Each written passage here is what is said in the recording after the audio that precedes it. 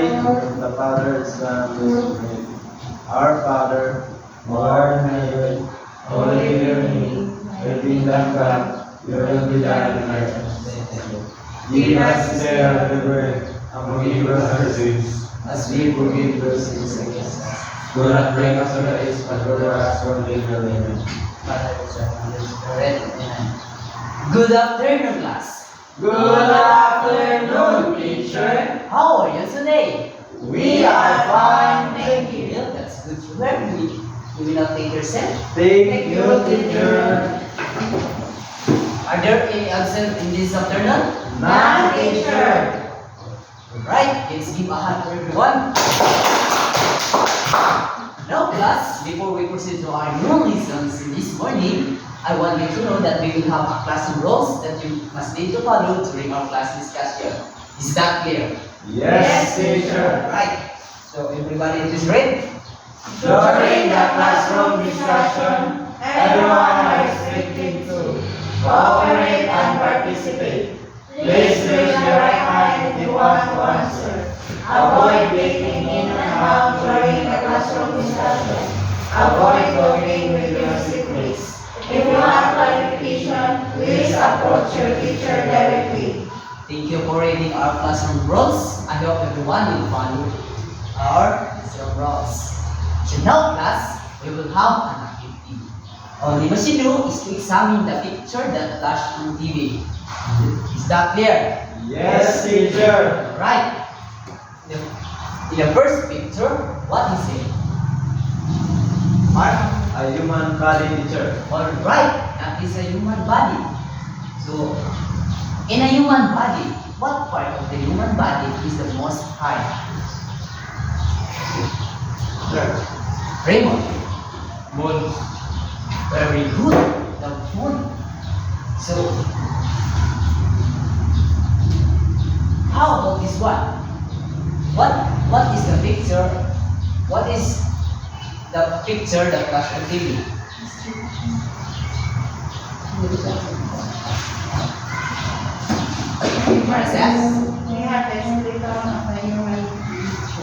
Alright, the skeleton of the human body. So, what do you think? Who is the man in that picture? Yes. We are going to experiment the rules of the human teacher. Alright. So this morning, we will be at osteolosis. We discover the parts and functions of human skeleton system. So now, we will have an activity. Now class, let's watch a video. All you must do is to observe the video because we will have a group activity. So I will group you into 3 groups. This will be the group 1, group 2, and the group 3. Only must you do is to answer the questions that I provided to you. Here are the questions for group 1. And for the group 2, here.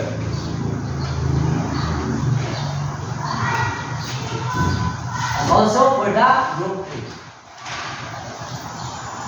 For group 1, everybody is read. Group 1. What is skeletal system?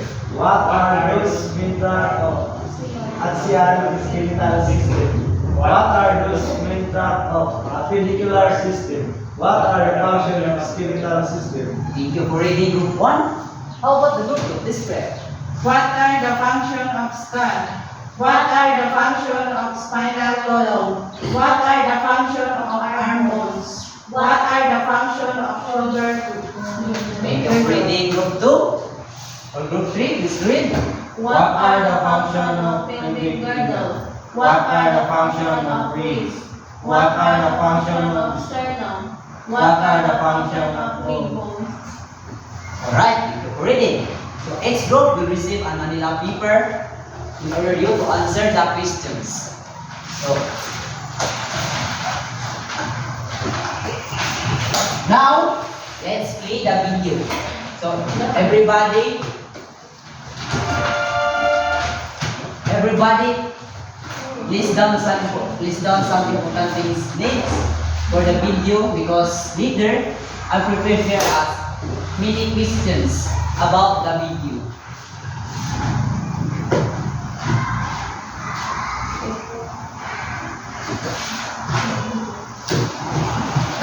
I have a printer pin here in the floor.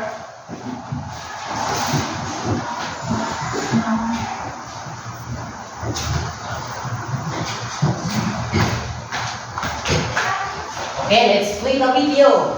Please observe and listen carefully and list down some important things needed.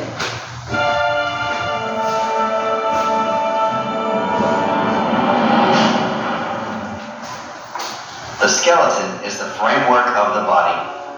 Without it, the body would be without form, and it wouldn't even be possible to walk upright. Among its many functions, the skeleton serves to protect vital organs such as the brain, the heart, and the lungs. One field of study that bones are very important to is forensic anthropology. But before we can become forensic anthropologists like we see on TV, we need to learn all about the skeleton. We'll provide a complete, in-depth study of the skeletal system in other CTE videos, but for now, we'll just be doing a brief overview of the skeletal system as a whole. The skeleton is divided into two major sections, the axial skeleton and the appendicular skeleton.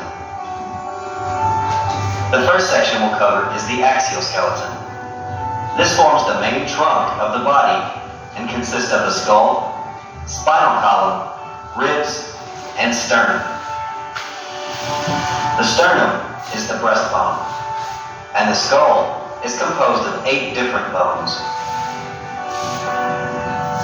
The spinal column is also known as the vertebral. There are 26 vertebrae in the spinal column and an intervertebral disc between each. The vertebral or spinal column's function is to protect the spinal cord. The main function of the invertebral disc is to act as a shock absorber between each vertebra. The costae, or ribs, are composed of 24 ribs, or 12 pairs of ribs.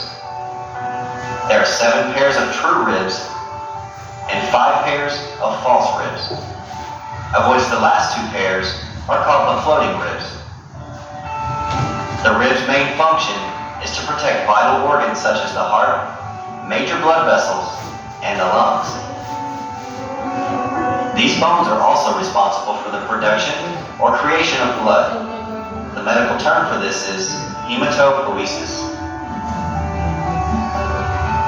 The second major section of the skeletal system is called the appendicular skeleton.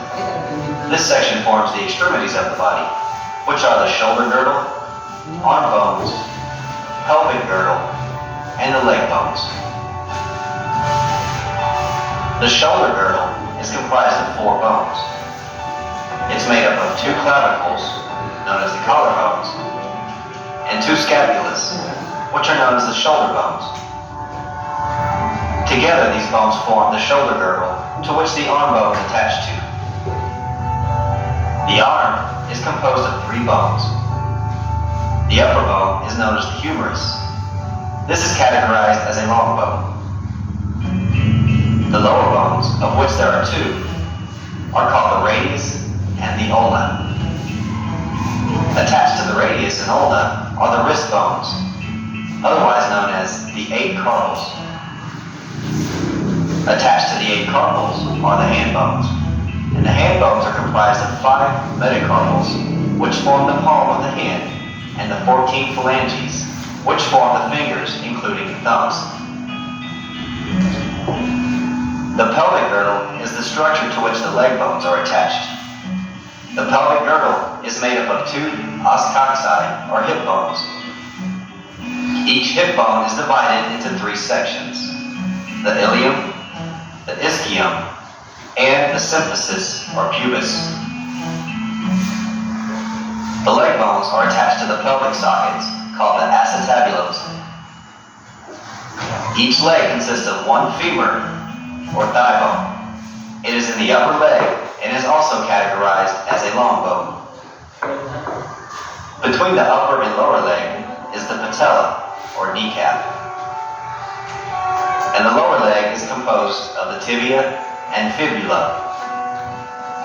The tibia is known as the shin bone, and the fibula runs parallel to it. Attached to the lower leg are the 7 tarsals known as the ankle bones. Attached to the ankle bones are the 5 metatarsals.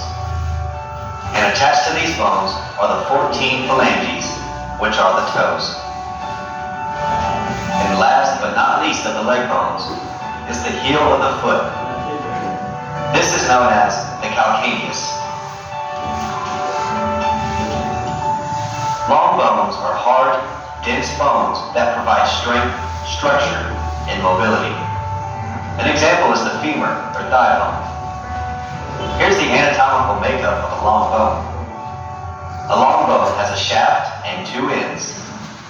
The shaft is known as the diaphysis, and the 2 ends are called the proximal epiphysis and the distal epiphysis.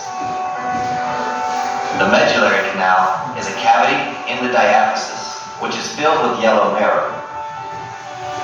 The endosteum is a membrane that lines the medullary canal and keeps the yellow marrow intact. The outside of the bone is covered with a tough membrane called the periosteum. Joints are formed where 2 or more bones are joined together.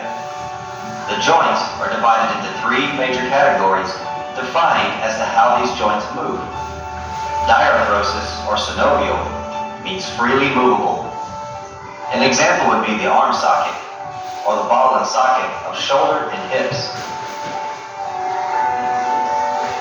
Amphiarthrosis is slightly movable. An example of this would be the vertebrae. And synarthrosis is immovable. An example of an immovable joint would be the sutures or joints of the cranium. Ligaments and cartilage are important supportive structures for the joint. Thanks for watching our overview of the skeletal system. For a more in-depth and detailed study and videos concerning common diseases and conditions of the bones and joints, check out our video library at cteskills.com.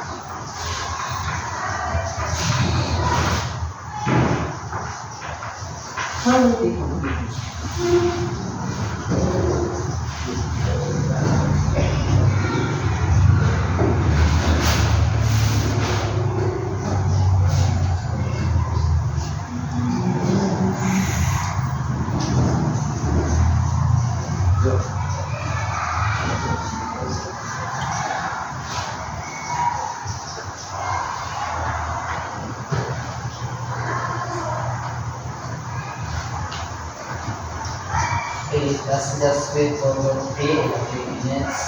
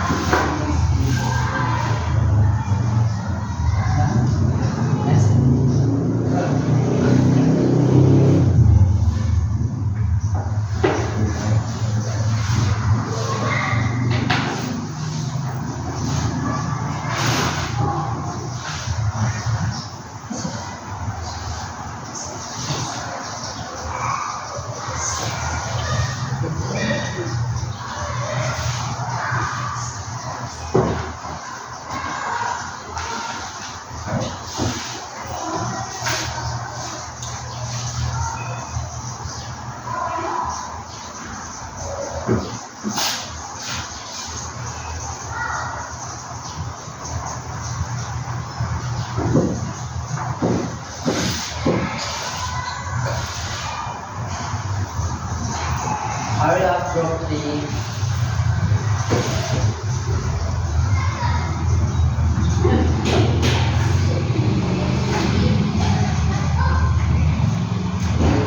Out of time.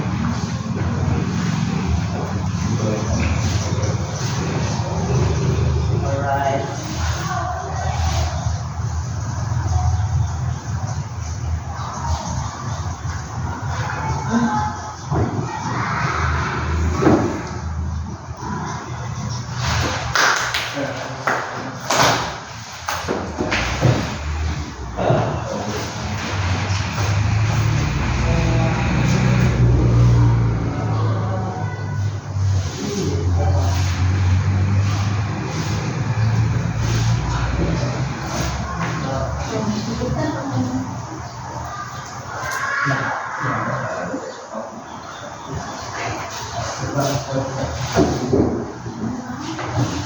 Alright, you are all done. So please read the questions and answer. Group 1.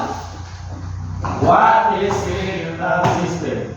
The skeletal system is the internal framework of the human body. What are the main tract of Asia? Skull, anal, colon, ribs, sternum. What are those main tract of a ventricular system? Shoulder, girdle, arm bones, leg bones. What are the functions of the skeletal system? The skeleton is the important organ for the support of the body and for the movement of muscles and tendons as well as body movements, and it does not involve in the production of blood cells. Group 2. Please read the questions and answer. What are the functions of skull? The function of the skull is both structurally supportive and protective. What are the functions of the spinal column? The spinal column or is column that connects your brain with the rest of your body. What are the functions of arm bones?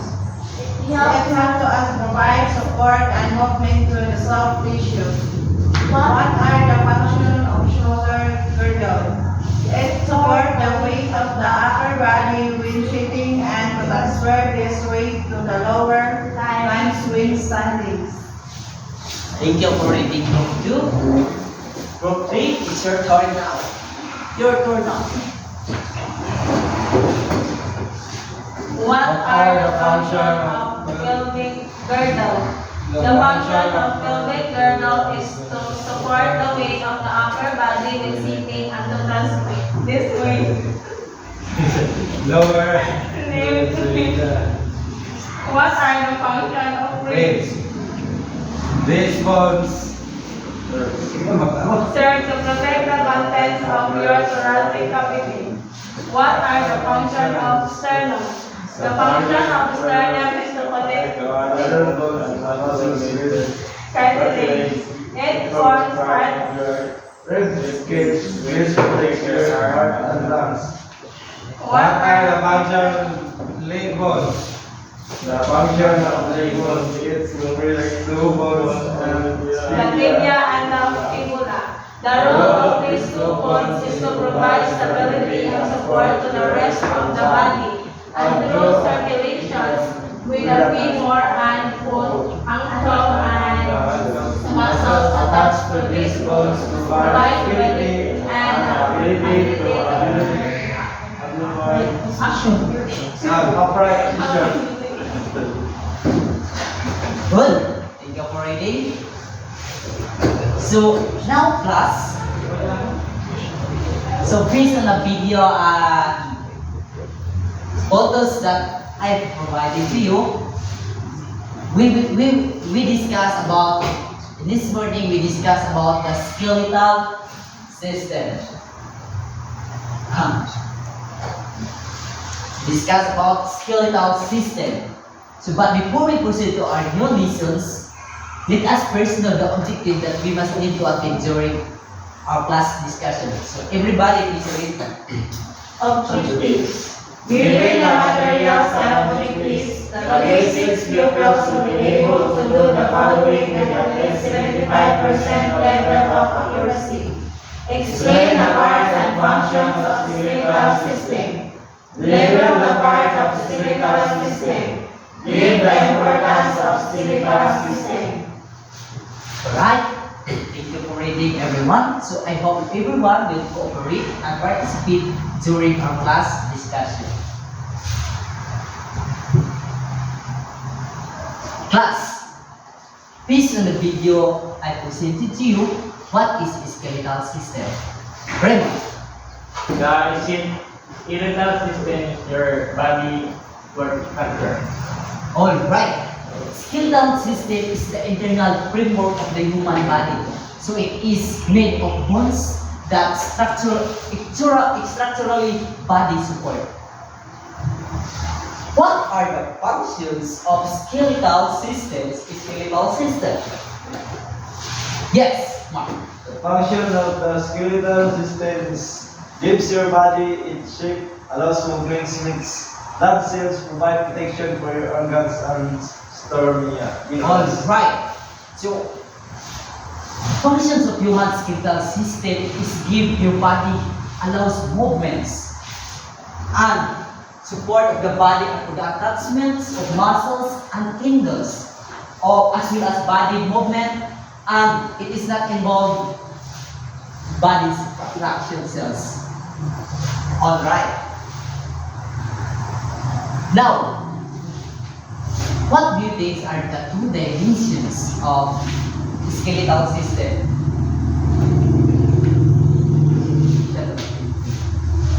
Yes, Mark. Axial skeleton and appendicular skeleton. Alright. Very good. So the two dimensions of skeletal system are the axial and appendicular skeleton.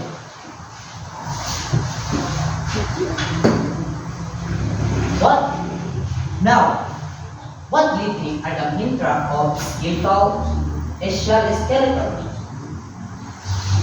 Anybody? Yes? Ziller. The main track of axial skeleton are skull, ribs, spinal column, and sternum. Alright. So the main track of axial skeleton are skull, ribs, spinal column, and sternum. So, can anybody give the function of skull? What do you think is the function of skull? Teacher, Yes, Maricel? the function of skull is both structurally supportive and motive. Very good. The skull will harden and fuse through development within its inner contents, and which is the cerebellum, brainstem, and the orbits. So, as what you seen in the picture, in the TV, this is the skull. So, as what you see in the arrow, so This is our skull.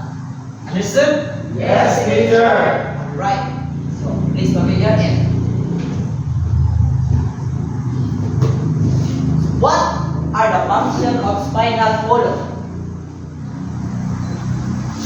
Rico. The spinal cord is full of nerves that connect your brain with the rest of your body. All right. So the spinal column is also designed to protect our spinal cord. So it will be connect the rest of our body to allow us in movement. So that will be the spinal column. So here, so this is our spinal column. What are the functions of ribs? Sir. Mark. The ribs are a set of bones that curves from your spinal column around your body that attach to your sternum or wrist. Alright. So it is a set of body cords from your spinal column around your body and attach your sternum or breastbone. So the ribs has 12 bones. The lower bone and the upper bones. So the upper bones has 7 pairs of ribs and the lower bones has 5 pairs of ribs. Now, what do you think are the functions of sternum? Sir, Raymond. it protects the organ of your torso from injury and serves as a connection point for other bones and muscles. Very good. So the sternum will be the helps to provide movement to the soft tissues. So it will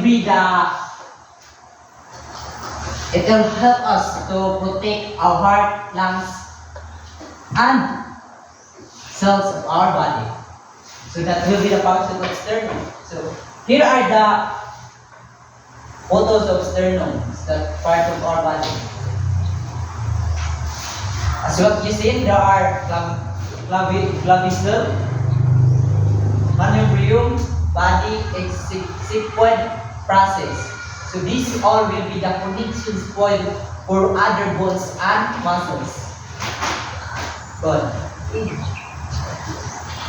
Alright. Now let's move to appendicular skeleton. What are the parts of appendicular skeleton? Gracious. The parts of appendicular skeleton are shoulder girdle, arm bones, pelvic girdle, and leg bones.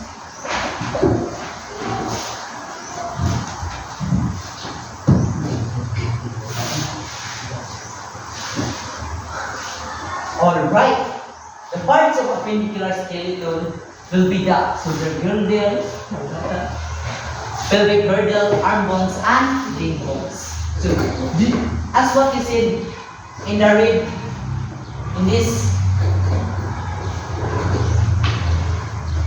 part of the body, so this will be our appendicular skeleton.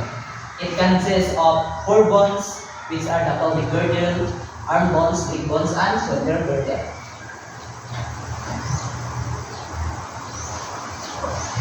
Now, what are the functions of shoulder girdle?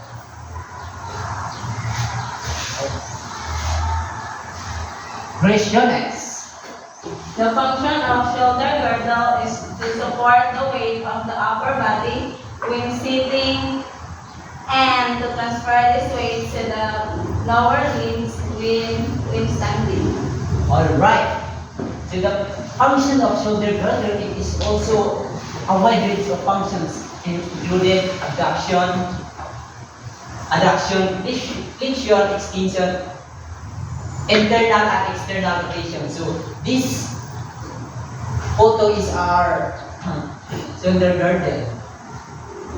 So as what you see, there is a gansy cavity, acromon, clavicle, auricute process, scap cuts, humerus bone. So these are the parts of shoulder girdle that we have as a human. Understood? Yes, teacher! Very good. Let's move to pelvic girdle. What do you think is the function of pelvic girdle? Mark! Pelvic girdle is to support the weight of the upper body when sitting and to transfer these swings to the lower limb swing standing. All right. So pelvic girdle is our primary role to support the weight of the upper body when sitting and to transfer the weight to the lower limbs when standing. So this part, that's what you see in the pictures in TV. So this is our pelvic girdle. It will have ilium, iliac crest, iliac right, accipitulum, ischium, pelvis. So these are parts of our pelvic girdle. Understood? Yes, teacher! Very good. Now let's move to leg bones. So, what do you think is the function of leg bones? Chris, you next. The function of leg bones is to comprises of two bones, the tibia and the fibula. The role of these two bones is to provide stability and support to the rest of the body, and through circulations with the femur and foot and ankle and the muscles attached to these bones provide mobility and the ability to ambulate in an upright position. All right, very good. So, leg bones, it helps us provide stability and support the rest of our body. So it will help us in standing and giving energy when we are going to run. Is that clear? Yes, teacher! Very good. Now, so you all know the parts and functions of the skeletal system, so our body as a human. So, what do you think? How the skeleton helps the body? Helps our body. How the skeleton helps our body? Anybody? Recollect. It helps support for all the tissue that connects to it, helping you move your joints, connective tissue and muscles all work together to push and to pull parts of your body every time you move. Alright, so this means the skeleton is important organs to our body to allow us in movement and together as well as with our pushing or all parts of your body every time you move. So this is an important organs of our human body. So I think you are all understood in our topic. So, do you have any questions? None, teacher! Very good. Now, we will have an activity. All you must do is to label the parts of skeletal system. And choose one of you, and I will choose one of you to represent here in the center and label the parts of skeletal system. So I will give you 3 minutes.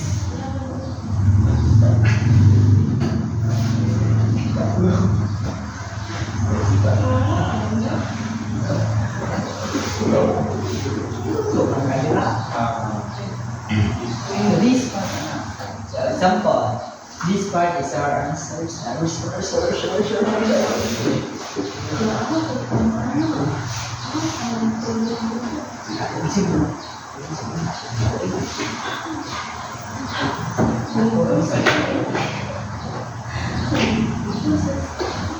Ready na kayo, teacher?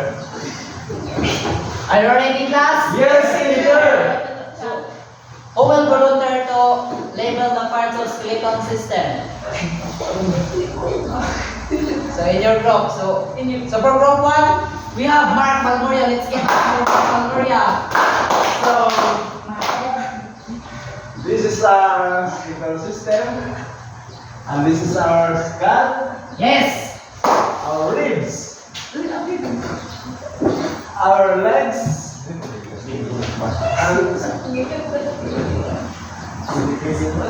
perpendicular,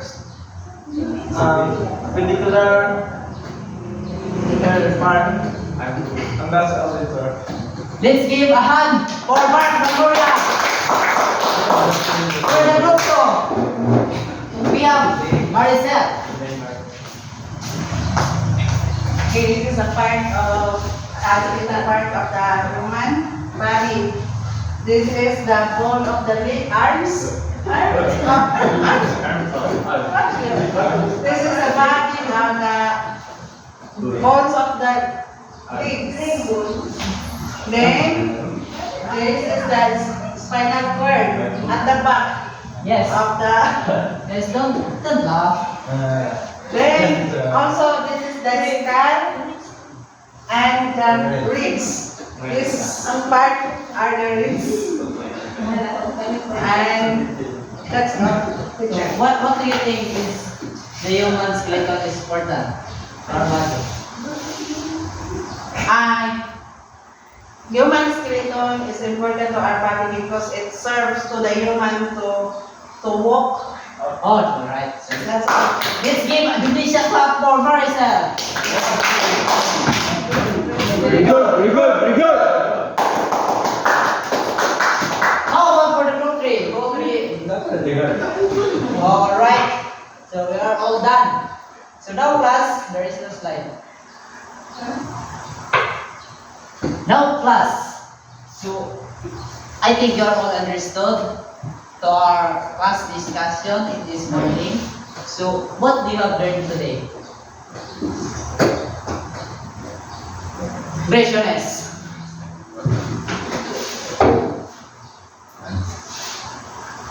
I have learned for today's lesson is all about the parts of skeletal system and their functions. All right. Let's give a money Pacquiao clap. Yung format natin. 1, 2, 3, champion. Alright, say, let's start. 1, 2, 3, champion!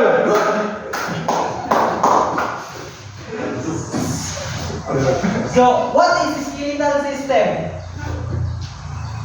What is skeletal system? Maricel? The skeletal system is the body to support structures. Very good. So now, I think you are all understood our topic. So we will have an individual activity. All you must do is to choose later correct answer. I will give you time limit, 5 minutes. Let's go. For the part 2. So that's all for today, class. Goodbye, class. Go!